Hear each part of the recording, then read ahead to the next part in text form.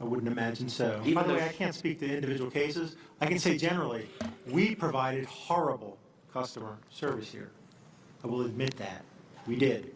Horrible customer service. You Whether it was targeted an politically individual. motivated or not is a very different You question. targeted an individual, an American who All right. still doesn't know to this day why he was question number 26. All right, time has expired. Mr. Becerra is recognized. Thank you, Mr. Chairman.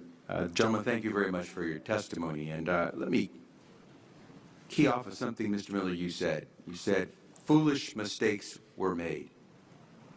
I think the president actually said it better.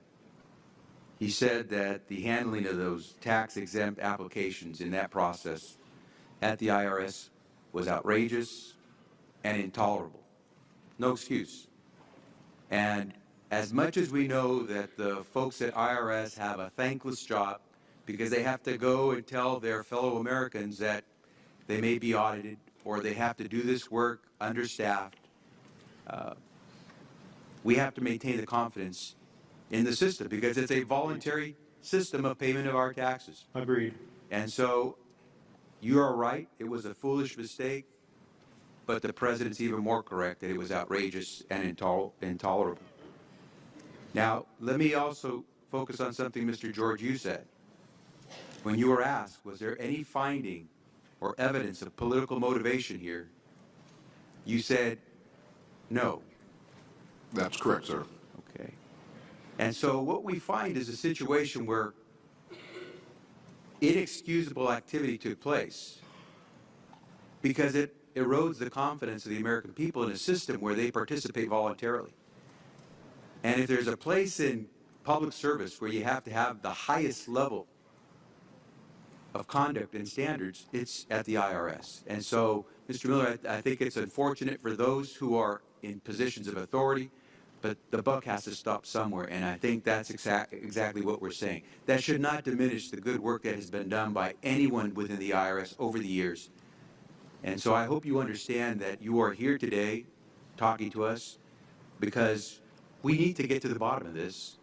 We need to clean up and clear out so we can go back to the business of making sure that people respect the fact that we have a voluntary system of paying our taxes. Mr. Chairman, Mr. Through the statutes and look for the law that requires you to pay. And when you do that, you can't identify a law that requires the average person in America who earns a wage and works in private business to pay income tax. American citizens, along with the foundation, have been asking the IRS to specifically provide them with the underlying legal foundation upon which they administer and enforce the personal income tax laws in our country. At the national level, when people would attempt to contact somebody of much higher authority, say the commissioner, same kind of thing, they would get answers that were in effect non-answers. You have to understand that an agency which will unlawfully impose a tax that doesn't exist is not going to care if we, the people, don't know what our rights are.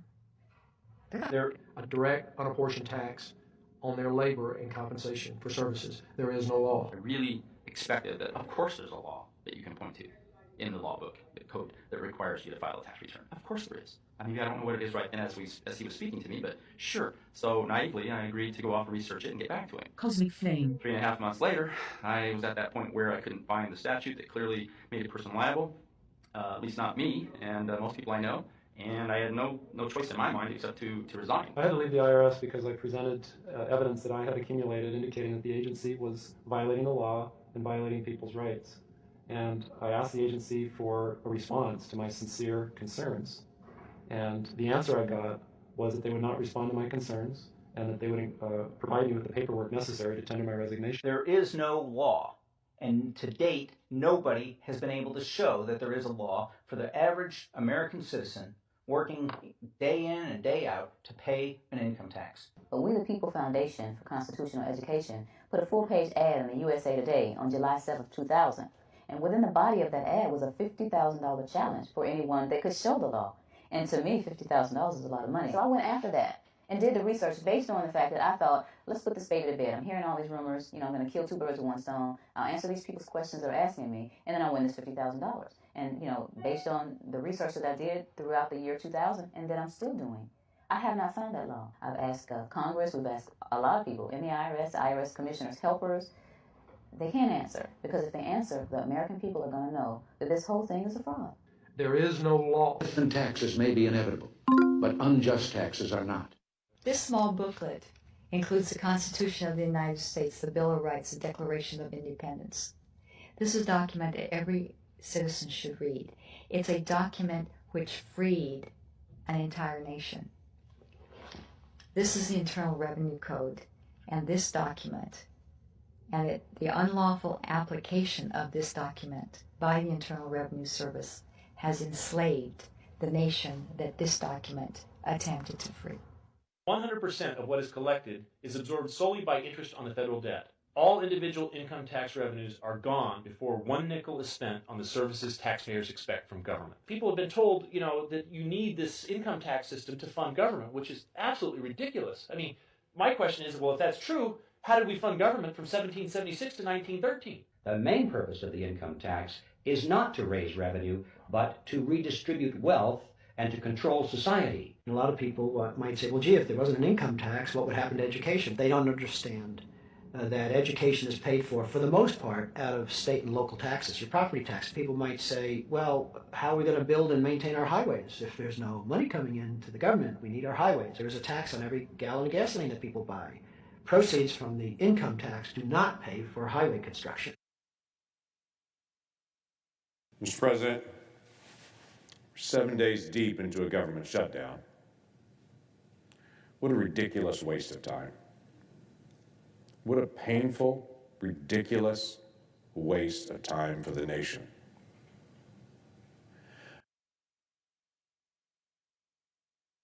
I'll accept it from the Internal Revenue Service. And our service is based on voluntary compliance, a faith and belief that the service is on their side. But every American, if we're going to have voluntary compliance at the high rate we continue to have in America, it's got to be perceived as a fair system. That what's asked of me is also asked of him or her. And our voluntary tax system depends on our taxpayers trusting that it works fairly. The most important measure to me is the voluntary compliance rate. Going forward, are they voluntarily compliant as opposed to what they did in the past? The very functioning of the federal government depends on the American people's willingness to voluntarily pay the taxes that they owe. To having to prove themselves again after they already did with voluntary tax compliance. So being able to communicate with them in language, on writing, online, and whatnot is very important to us. And that helps the front end, which helps the voluntary compliance rate. We believe also that lack of congressional support for the IRS could adversely affect individuals' attitudes towards participation in our voluntary compliance tax system. And what is the purpose of an audit conducted by the IRS? To hopefully make sure that people, when they are voluntarily complying, are complying with the statutes. To me, compliance, voluntary compliance is really the name of the game, because you don't, enforcement is so expensive. So you want people to feel that the agency is using its power legitimately.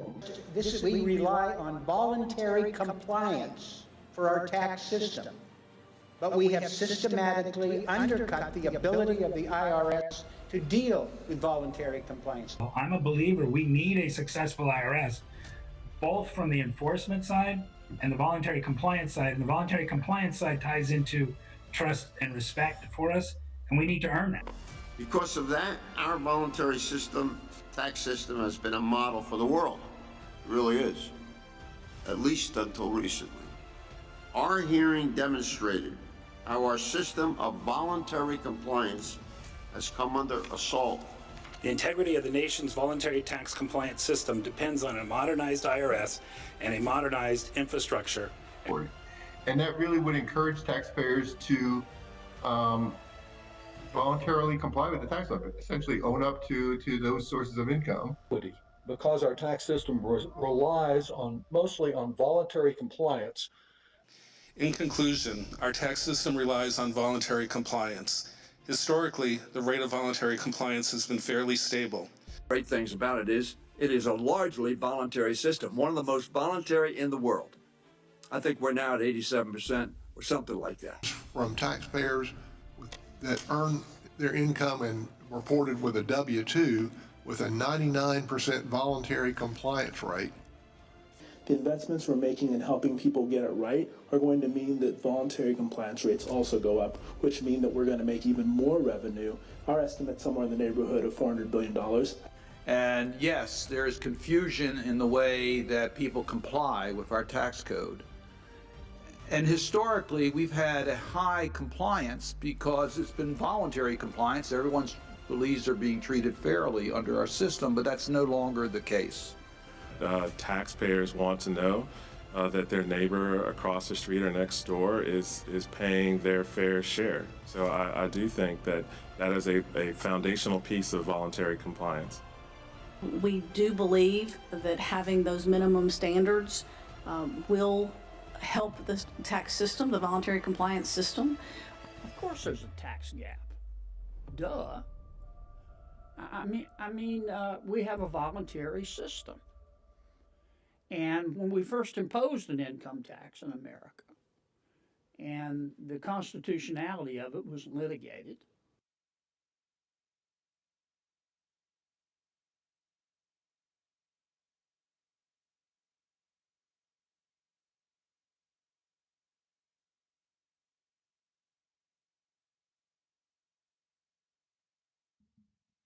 Peace, peace. What's up? What's up? Okay, let me just do a sound check.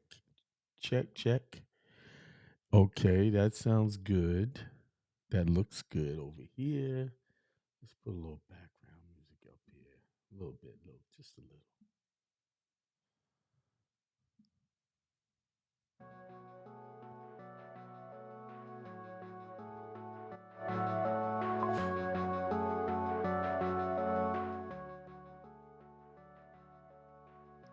All right, so I came out guns a-blazing, showing you different videos about the tax system, the income tax system, and how they kept saying it's a voluntary tax system. But before, hey, shouts out to everybody that's listening. This is the Truth Tuesday show, running strong for 10 years straight. 10 years. Very few Tuesday shows I've missed over the years.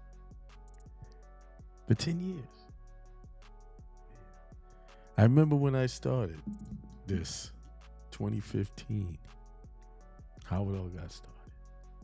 And here I am 10 years later, still delivering the goods.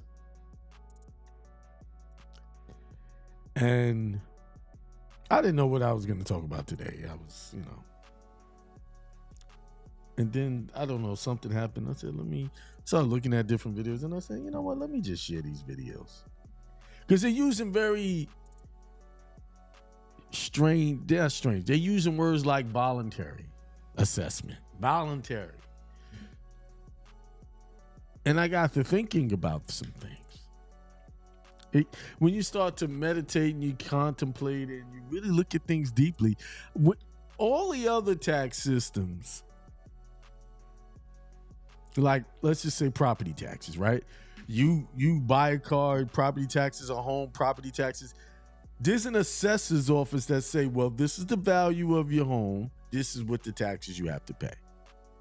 It's not voluntary. You don't have to do a return and say what you actually made for them to say you owe something or not. Right? I'm correct, right? The other tax systems they have an office that calculates all of that for you. But when it comes to your paycheck, they say we rely on a voluntary compliance of the tax system. Now, the question that comes to my mind, why don't they have a tax assessor for your income? But they have one at the county, state level. They have them in these other things.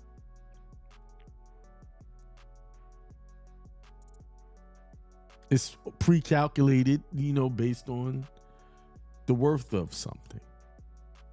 But with you, we rely on voluntary compliance. So, and they actually said, if you don't voluntarily do it, we're gonna force you to voluntarily do it. Hakeem, how do they force me? Because they just be doing audits. That's that, they come and audit you and they assess you that way.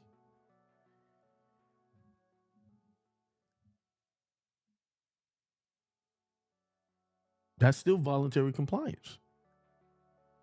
Even when you show up to the office for the audit, that's a voluntary act. You have not been court ordered to show up there. They didn't come to the court and say, listen, this person is not doing the right thing with the taxes. They're not voluntarily giving us this information. I need you to force them to give us the information. So, come on down to my office and make them, give them court order to come see me. No, they send a letter saying, hey, you have been audited. You've been chosen to be audited, and you need to come and talk to us, and you have so many days to do it. Now, you already know, if you've been around me long enough, that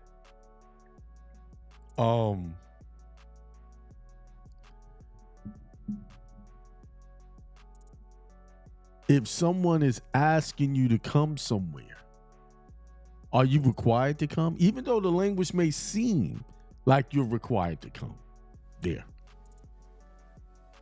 See, even one of the people in the video said we rely on their compliance, and they have to have the perception that voluntary is a good thing because they're doing a neighborly thing, that my taxes is as fair as the next guy's. See, it's called the herd mentality. They get people to all believe one thing. And if one of those people are out of line, everybody's looking at them sideways. So it's called peer pressure, which when you're in high school, they tell you not to get involved in. Don't be peer pressured into taking drugs. Don't be peer pressuring in having premarital sex and getting pregnant and things like that. But they use peer pressure when it comes to the taxing system. Right? How do I know? When Trump was making these claims about how he don't pay taxes and stuff and they've been trying to, and all the people who don't really make a lot of money, broke for the most part, were saying, oh, he's not paying, he's evil, he don't pay his taxes, and then they got something to say. The peer pressure be put on them. But Donald Trump don't care about those people. But what I'm saying is, psychologically, people are following and manipulated into taking up arms against something they know nothing about. If I ask the average 10 people out in the street, well, do you understand the tax code? No, I get somebody else to do it for me because I don't know. So how are you so adamant that Trump is wrong for not paying taxes if you don't even understand or know the law about the tax code? I mean, if I'm going to judge someone over something, it has to be, I have to really know what I'm talking about. And they kept using the word voluntary. Well, look, I got the Black's Law's Dictionary here. I got it here. See it?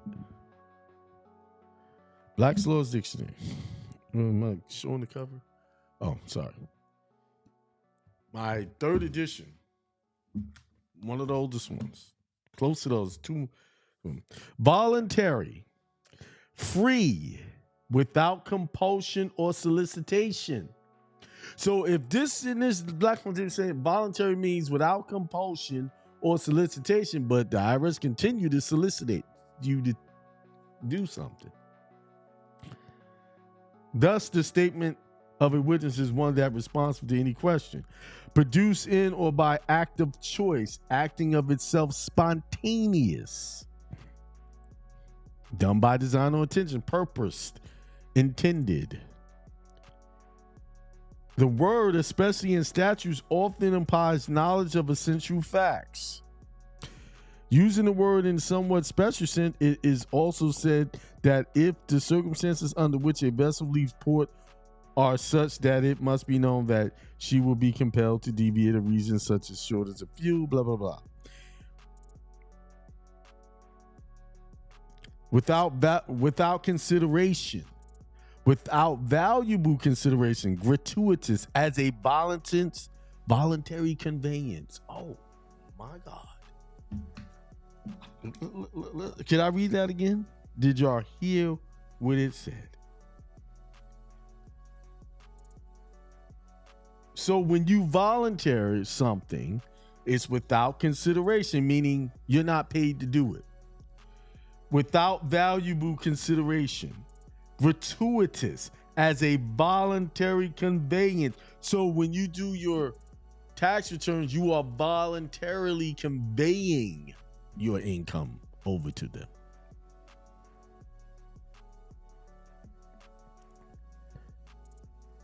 See, words are everything. Words, and this is Black's Law Egyptian.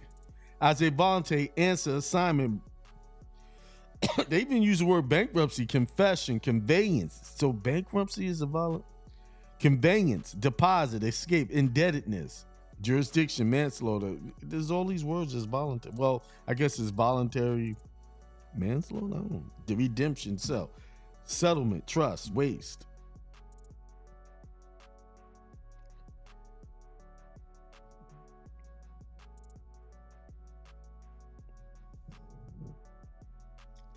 So according to this, the word voluntary means you are being gratuitous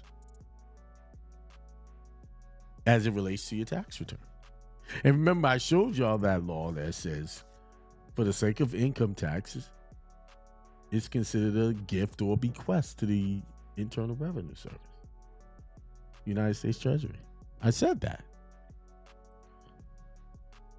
But the title of this show is Assessor.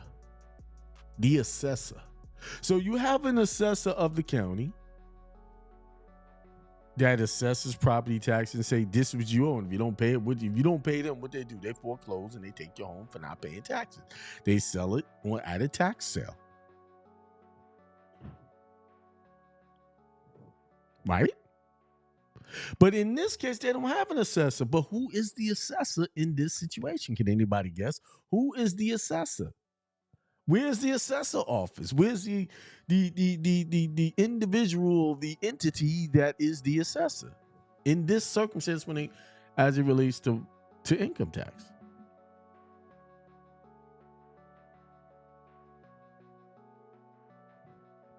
Can anybody tell me? Put it in the chat. Huh? While y'all thinking about that, let's go to the chat.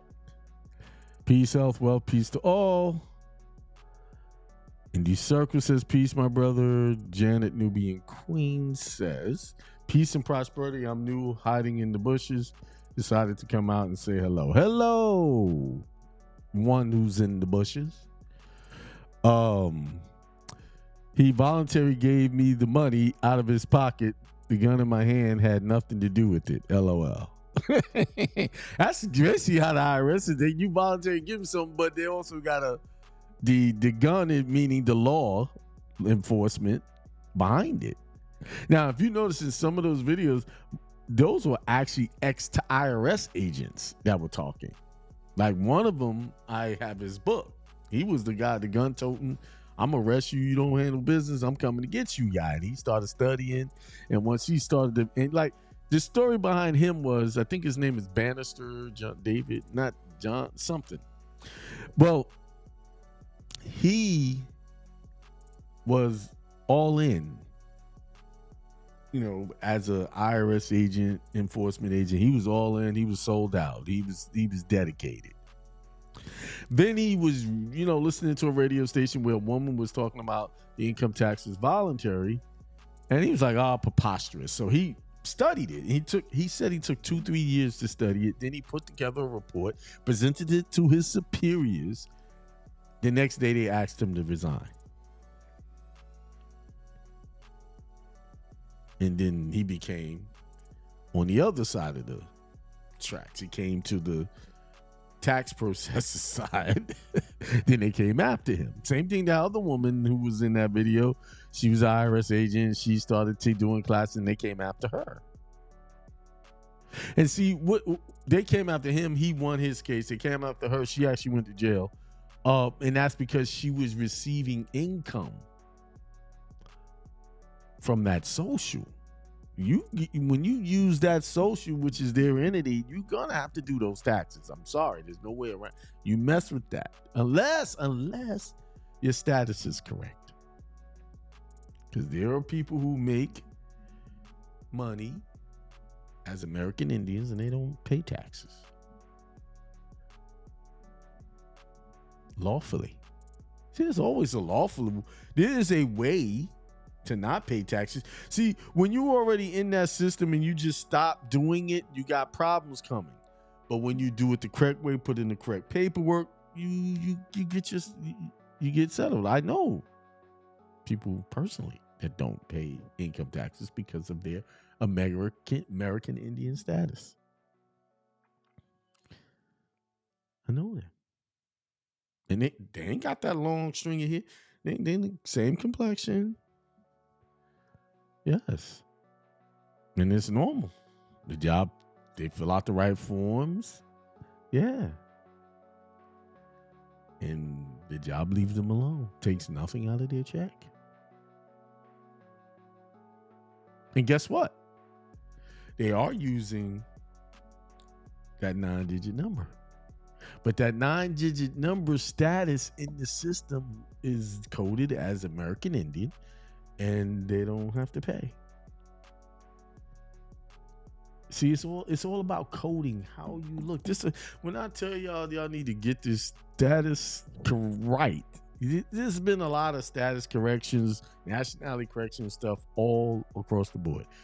But most of them are not correct. They don't cover everything.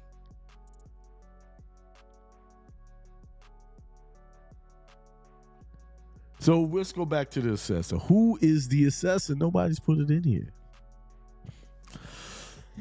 Maybe they did and I just didn't get to it yet.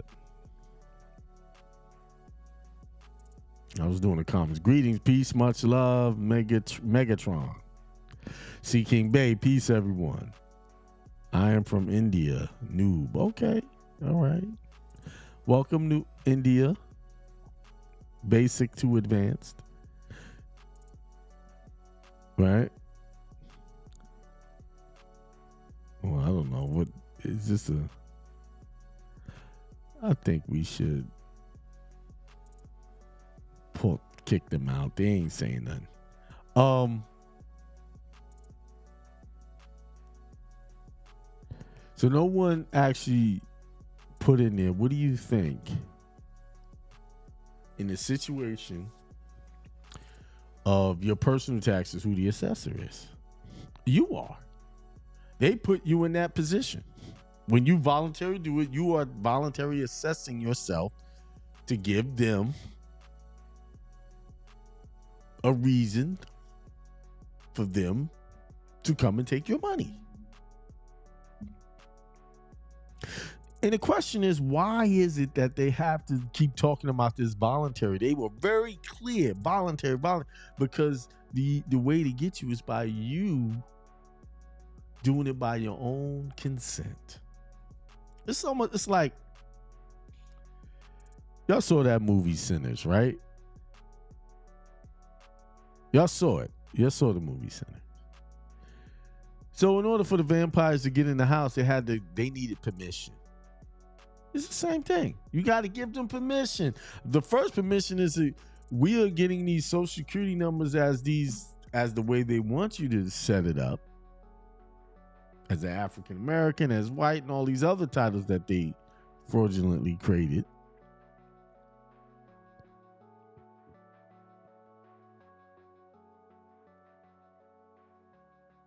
That's where it all starts, and then we work off of assumptions that we know what we're doing when we really don't. So they make you the assessor. You're the assessor. And like I was talking about with the when they want to do an audit, that's even voluntary. You don't have to go in there and give them all your business so that they can make your life harder. You don't. No one can force you to do anything unless they take you to court, sue you, and file a claim. And then once they win that claim, then they say, well, the court orders you to perform. So if they're saying they're relying on a voluntary tax system, how are they coming after people for not filing their tax returns? Or even better yet, you file it and they find something wrong and they try to say you committed tax fraud, right? Because people will do their tax form and then try to hide stuff and lie on it. That's fraud. That's tax fraud.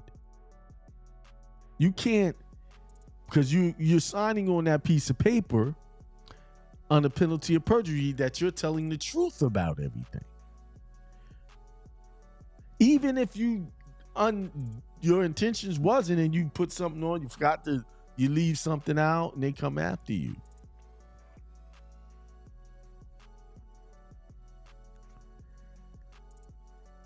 Now, I'm telling you guys, if I was making money, yes, I would definitely do my books.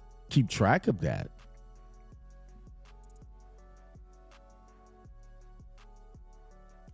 See, every other tax is automatically taken. When you get gas, that's a gas tax, right? When you go to the store, they take the retail taxes. But the income tax is the only one they keep talking about voluntary. I can't go to the store and say, I don't want to pay the taxes. I voluntarily not give you the tax money. Now, I'm buying this, take off the tax. They're not going to do that. But why in this situation, when it comes to your income, they kept stressing voluntary, your voluntary compliance. And I already told you, I'm voluntarily putting myself in a position to be in debt. Who does that? See, once you see it, you can't unsee it. These are good questions. But most people, even though they see it, they won't do any research and keep moving along. I don't want no trouble out of them.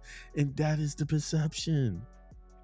I told y'all, anytime you're dealing with the IRS, all you got to do is dispute them and ask them how they coming up with these numbers, what law they're using to even ask me to give this. Like if I was getting audited, I would send a no contract. I decline your offer to assess, to meet you for an assessment. And if this is mandatory, show me where it's mandatory if I'm supposed to sit down and talk to you about coming at me for taxes.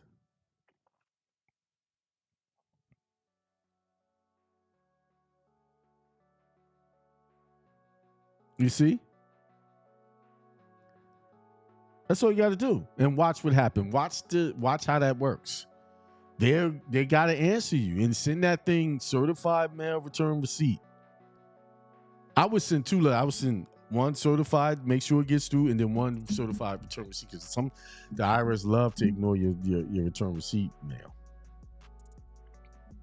but they gotta come up with an answer. Now, here's the other thing.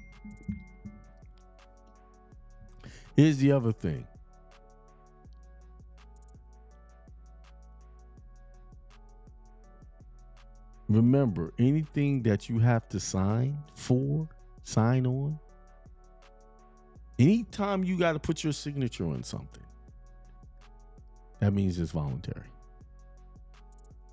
No one can force you to sign into a contract or an agreement with them. Because whenever you do that, you're signing an agreement. Especially when you do it under penalty of perjury. That's an agreement. That's a contract. Hey, we don't like what this looks like and we think you did something. We coming for you. That's in a contract. And you're signing that.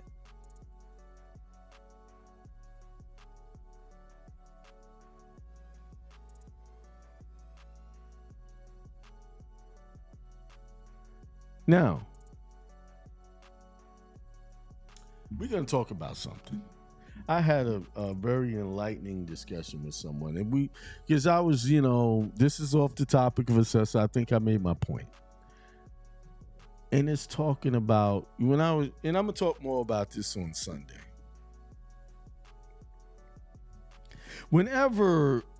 Anytime I read in the Bible when they were going to get some type of prophecy, answer to a prophecy, they always took gifts to that person.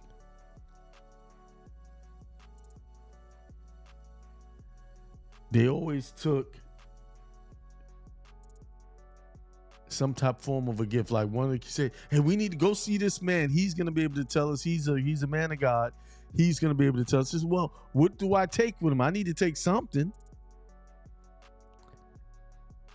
And they would take a gift. So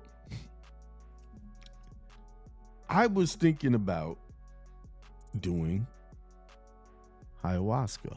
Like, because I wanted to get some, I'm looking for some, I'm not going to be specific, but I was thinking about that. And then, I've heard a lot of stories about how some of the celebrities took it. Some of the so-called gurus I've come across have talk about it. And someone gave me an interesting perspective. So, of course, there's these plant medicines have what you call DMT or something in it, and it takes you to this, it takes the veil off so you can see what you normally couldn't see in this current state. But I was advised if I was to do that, I need to come with a gift to the plant medicine, whatever spirit I'm going to encounter, to what do they want in exchange for giving me this spiritual guidance? And that's lines up with in the Bible. Every time they went to the prophets, they brought the gifts, and then the prophet told them exactly what to do, and they followed those instructions, and they were blessed. Even the God of the Old Testament, the God in the Old Testament, I want the first fruits. I want the sacrifice. I'm going to take care of you, this whole tribe, all of my people, as long as you keep my statutes, my commandments, and you make sure you give these gifts regularly. Why am I talking about this? The reason why is because I come across so many people who want my help or want others people's help, but they come empty-handed. They come and try to weed in to get something for nothing. And everyone that does that, life doesn't go well for them. Same thing if you're going to do these peyote, ayahuasca, and all of those things. If you don't bring that gift, I know people who have done these type of ceremonies and their life turned into upside down. And then when that was brought to my attention, I realized why. Those people didn't come with a gift. They didn't come, they wanted answers. They wanted their life to be better, but they did not come offering anything in exchange for those answers that they were going to get. See, that's the secret. This is why some of you guys are not reaching your wealth potential. Because you're sitting there meditating, now I'm wealthy, I'm this and that, but what are you giving? What are you willing to give as a gift in exchange for that? I mean, they do it in the celebrity world all the time. They sacrifice to people say the devil and whatever. They gave something to be prominent, to be famous. They had to give up something. Best believe they sold something, gave something for it.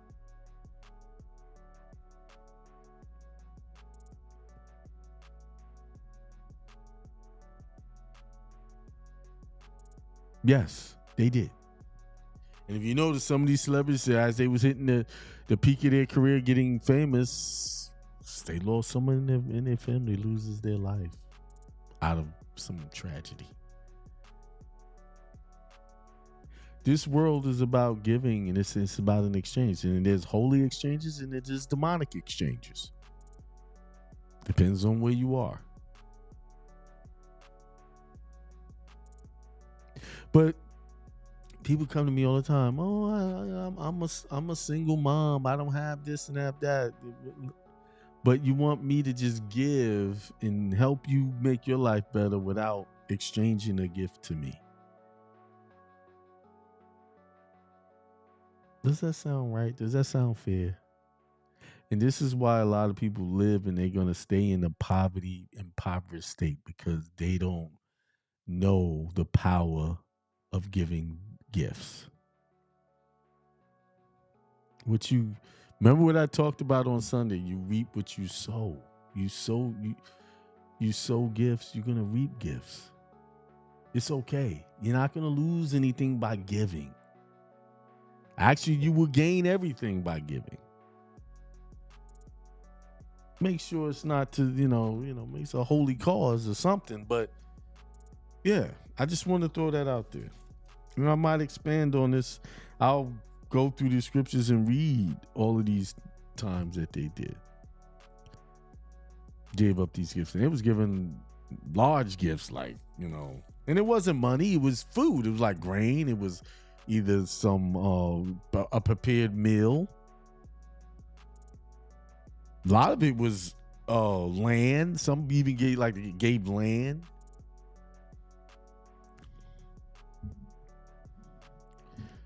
Everything's about an exchange. Everything in this world, you do business when you go out there and buy stuff. You're exchanging currency for a product.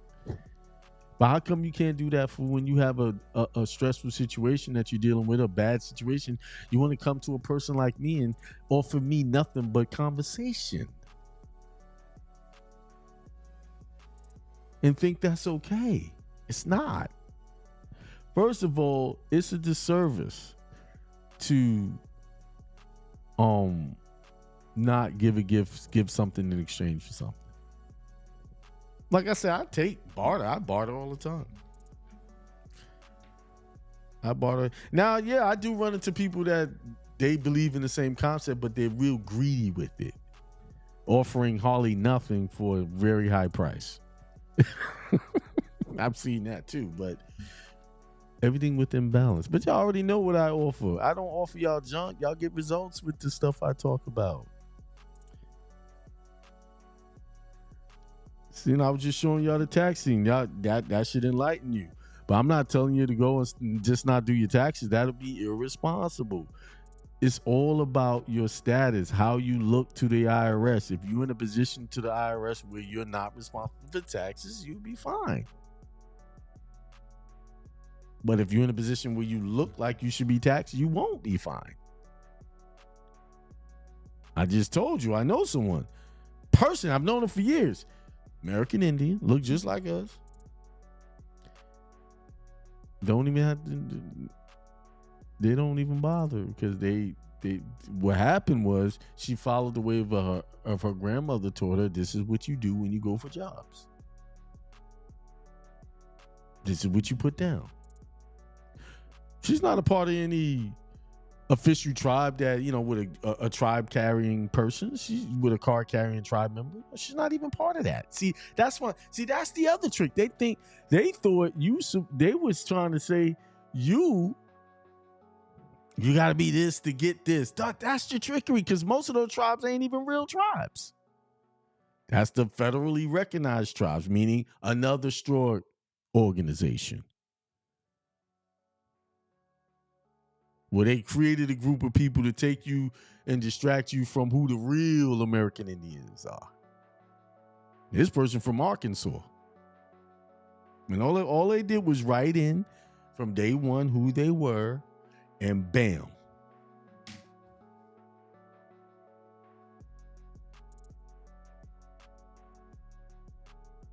Job done Bob.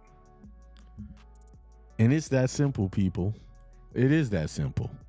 And well, I want to have my affiliation. I want my this. I got to be recognized. I got to that. No, only God already recognized you as who you are. Why do I got to keep getting recognition from these people, that people?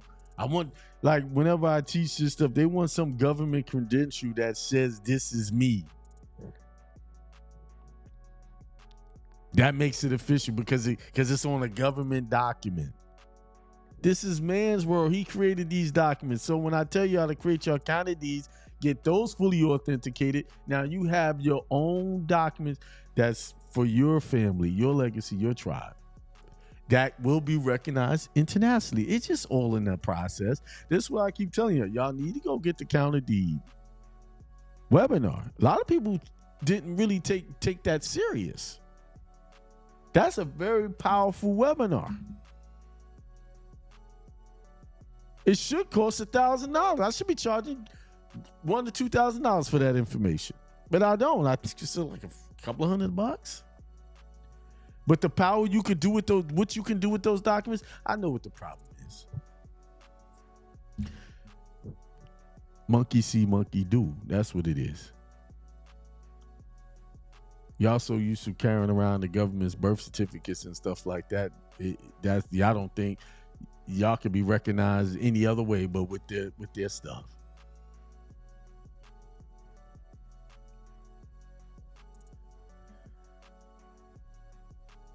I gotta check out my Instagram page because I've been getting like crazy. I ain't even gonna say it.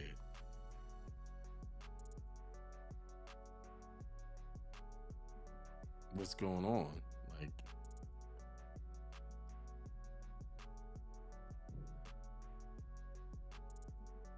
let's see what's it, because I got something that automatically posts for me. I gotta see what it's posted.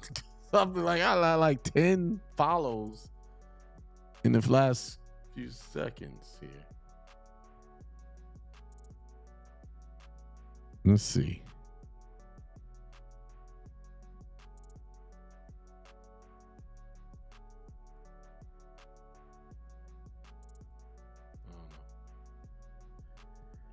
All right.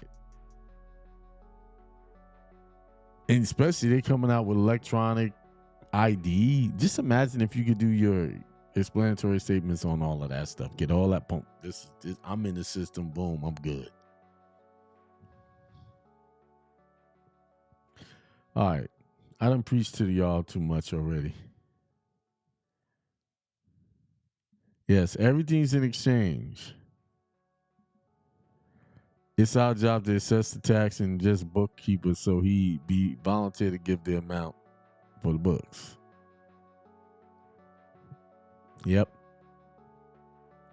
All right, I'm cutting it short.